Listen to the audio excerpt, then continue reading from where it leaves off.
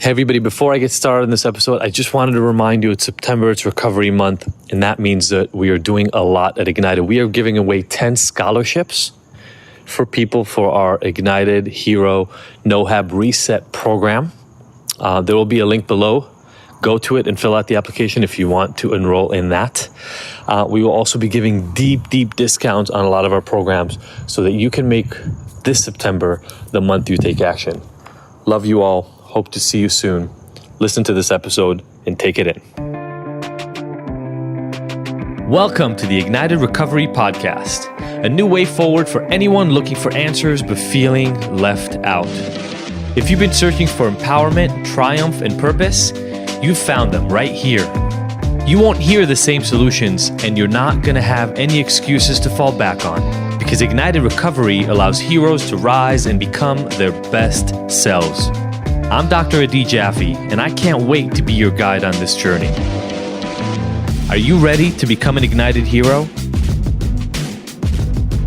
Hello, everybody, and welcome to this episode of the Ignited Recovery Secrets Podcast. I'm Adi Jaffe, and I'm here with a simple, but really important topic. And because it's simple, and because it's about 9:30 at night, and it's been a long week, I'm going to keep this episode pretty short, but I've been reminded of this concept in my own life over the last few days, and it's something I deal with many of my clients. And so I wanted to talk to you about making the decision to focus on the positive. You know, I've talked about this before, but in the middle of my struggles when I was in the depths of everything, one of the things that was going on pretty strongly for me was I felt awkward and like I didn't belong and socially anxious all the time. And then I went through a really bad breakup with my first really serious girlfriend. And even before that breakup happened, I was definitely always the kind of guy, I called myself a realist. I don't know if you can relate to this, but I was proud of the fact that I saw things exactly as they are. And for me at the time, that meant really a pretty strong existential crisis. What do I mean by an existential crisis? I mean this. I always was wondering about and looking for the reason behind everything, the purpose for my life and where everything was going and why it meant, or as I saw it at the time, didn't mean anything. And not only was I having these questions and these conversations in my own head, I was having them with people all around me, and also a lot of the information I was taking from the outside world was focused on that. And so, while a lot of people have a hard time believing this when they see me now, one of my favorite groups was 9 Inch Nails. I'd actually say my favorite group was 9 Inch Nails. And if you've never listened to 9 Inch Nails or you don't know who I'm talking about, then I'm definitely dating myself, first of all. And secondly, you should go check them out. Trent Reznor, really talented guy. But the thing is, the music is dark and it's depressing, and it's about depressing and dark topics. My whole world was engulfed in that way of seeing the world, in that way of looking at things. And I honestly, at the time, took it as a point of pride. It was something that I admired. I admired in other people and in my own life. You know, this focus on being very serious and being very, what I considered at the time, realistic. Now, here's the thing. I now know that what I considered realistic and objective before was not necessarily A, as valuable as I thought it was, and B, as honest, as objective as I thought it was. And so what I want to talk to you about today is this idea of making the decision of where you put your focus on. And I want to start out with the first part, which is the seeking of objectivity. The search for objectivity is a pretty normal part for a lot of us. You know, when we grow up developmentally as children, we start out thinking we are the only thing that exists in the world, right? It's hard for us to separate the rest of the world from ourselves. Then we realize there are other people and that they also exist. And eventually we realize that we are not like all of them, that we are unique and separate. And so part of what happens in that context is you start looking for truth. You start trying to figure out what is real and what isn't, what is true and what is not. one of the things that happens to kids a lot, and I don't know if you've ever had children or nieces or nephews or anything like that, is they talking about what's fair and what's not fair. And kids go through this phase around 4 years of age where they really, really want to make sure that everything is fair. Now, what they necessarily consider fair and unfair might not be what an adult would, but for them, it's a thing that matters more than anything. And as we keep growing up, we keep doing this thing. We keep doing this thing of the search for the truth. And I think it's very natural for a lot of us to start considering truth as objectivity. We start looking for the objective truth.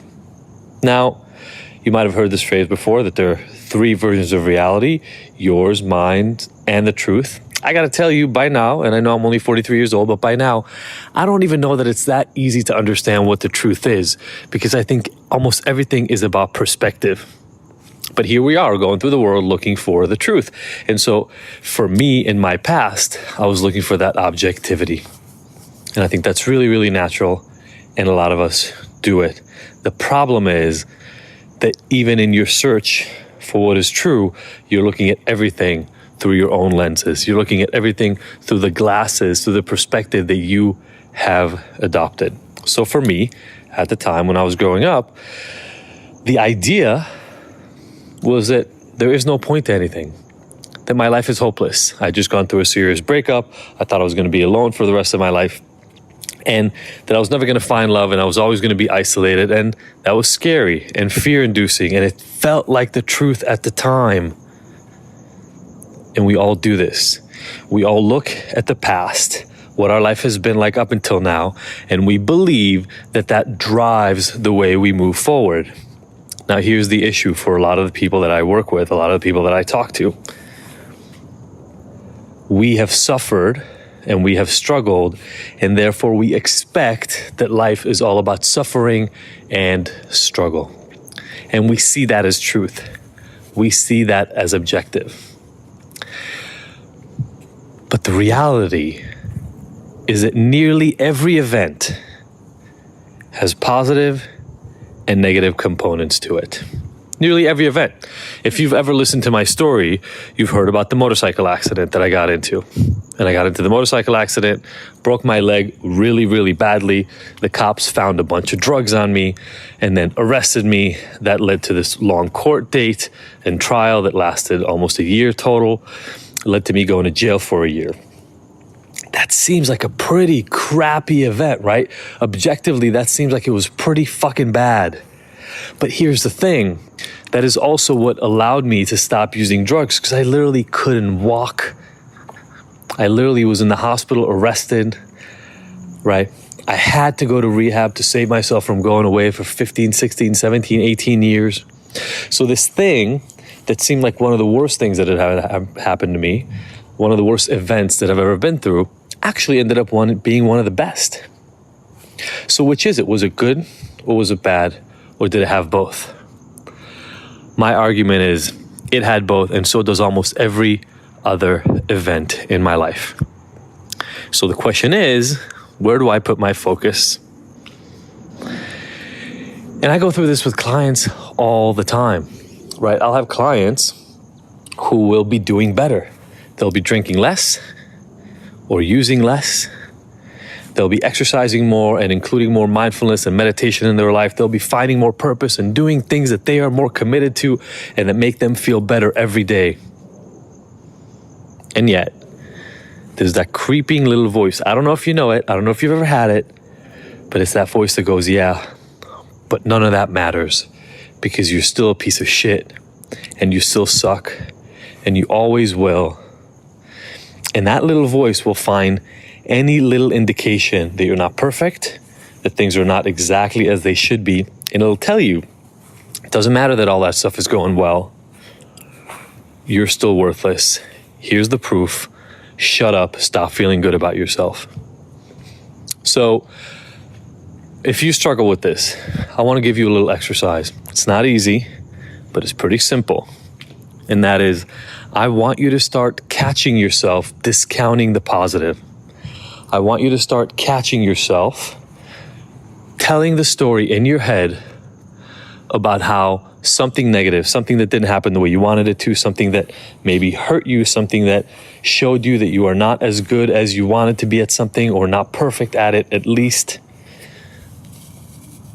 When you catch yourself in the moment and you're telling yourself that story, I want you to stop, pause, and go, oh, here I am. Here's that voice. Here's that piece of myself that wants to write off all the good because something else happened that is negative. Something happened that is bad. Because here's the thing. Life will always have both aspects. Life will always have the positive and the negative. Always. Forever and ever and ever. The job, our mission, the thing we have to get good at is choosing, making the decision to focus on the positive and keep following that track. Because what ends up happening in your brain is if you dedicate all your attention to focusing on the negative, your brain starts seeing everything in the world as the negative. You know, we can't really attend to more than one thing at a time. And so if you're focusing on negative things all the time, you're not seeing any positive things. And that creates stress. It creates anxiety in you. And that stress and anxiety will create depression. And that depression will make you start believing again that the world really is bad all the time. And you end up in this self-fulfilling cycle. So once you start doing this exercise for yourself for a little while, and sometimes you need to write it down, right? Write down your thoughts and start circling the actual positive things. You start building a positivity bias. You start directing your brain, teaching your brain, allowing your brain to practice the habit of paying attention to what is good and not what is bad. Now, here's the final piece of this puzzle. Research has shown us over and over and over that people who are well functioning, who are well adjusted, who rate their life as being happy, and they rate themselves as being content with where they are not objective people. They actually over-expect success. They actually overestimate the probability that they will win at something, underestimate the probability that they will lose, and yes, they assume they are slightly better than they are. Now, here's the question for you. In this game of life, as you go through day by day, what is it you want? Do you want to be right? Or do you want to be happy? I will argue that there are times you want to be right.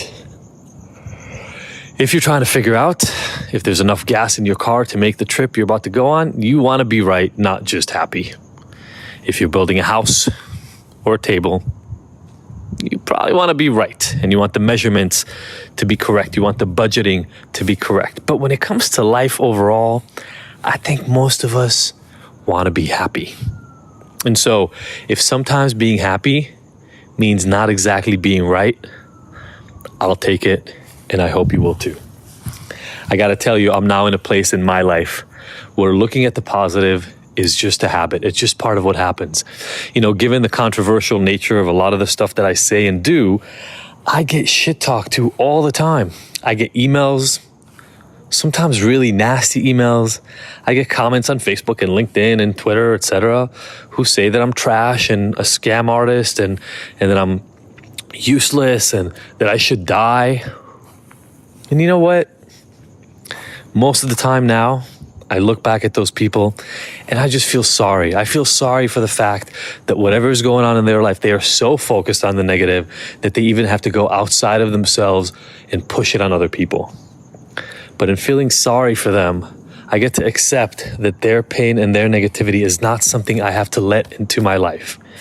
Now, I'm not perfect at it, but I've gotten pretty damn good at shutting off that bias that I used to have to listen only to the negative and allow the vast majority of what I let into my brain, what I let take my attention, be all the amazing, magical, powerful things that are happening in my life and the life of the people around me. So, do a little practice, take a little habit formation exercise, and form that positivity bias for yourself. Make sure that you are working actively on paying attention to what is good, and you will notice that over time it gets easier, more natural, and just becomes part of who you are. Hope that helps. Have a great rest of your week and a weekend, and I will see you next week. Bye. Thank you for tuning in to the Ignited Heroes Recovery Podcast. I really hope you found the information here useful and that we'll see you back here next week. And look, I want to make sure that this podcast is the most useful it can be for you, so please let me know by emailing info@ignited.com if there are any specific topics or questions you'd like to have addressed. As usual, if you like this episode, I would love for you to leave us a 5-star review and rating. Thanks, and see you next week.